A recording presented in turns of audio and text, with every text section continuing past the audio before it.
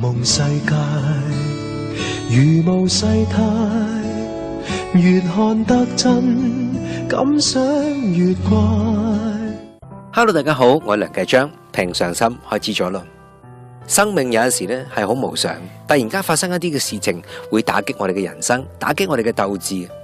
今日故事講到一個細路仔，好健康活潑嘅細路仔，突然之間遇上車禍，雙腳因而咧被割掉啦，冇咗對腳，唉，點算？佢變得意志消沉，整天生活喺黑暗之中，冇晒希望，冇晒生活嘅鬥志。佢見到其他細路仔走嚟走去，自己坐喺個輪椅上邊，喐都唔喐得，好唔開心。佢媽媽見到，心裏面好難過，又唔知點去幫佢。有一晚，突然之間媽媽就話：你過嚟睇下對面間屋啊！你睇下，佢指住對面馬路有間屋，2樓間房咧着咗眼燈，又係睇唔到人，淨係知道有人喺裏邊開咗眼燈。媽媽就話：你知唔知啊？我聽隔籬講啊，呢度啱啱搬咗個好叻嘅女仔嚟，佢同你有啲相似。佢因為交通意外導致呢半身癱瘓，但佢每晚仍然好努力學習、睇書啊、做嘢啊、寫嘢啊咁樣。佢寫嘅文章啊，好多地方有刊登噶。佢好珍惜時間，每一晚都溫書溫到11點幾先瞓覺噶。你學下佢啊！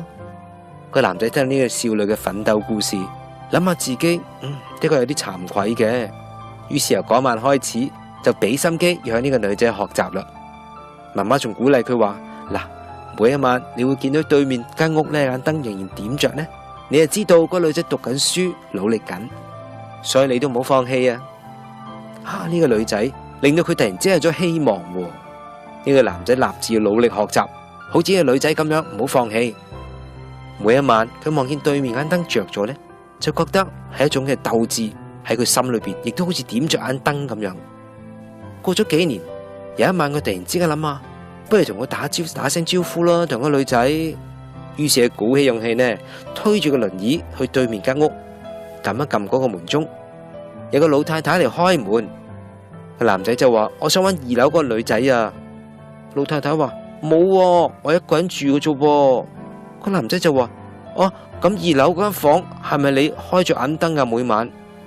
個老太太就話：幾年前有個住喺附近嘅太太話要租嗰間房，但係話唔住人噶，要求我每晚着燈11點幾先好熄。呢個細路仔知道啦，原來眼燈係佢媽媽為咗鼓勵佢而專登租一間房嚟點着嘅。呢一盞燈點着咗佢嘅生命，點着咗佢嘅心靈，真係好感人哦。平常心，我哋下次再見，拜拜。凄冷中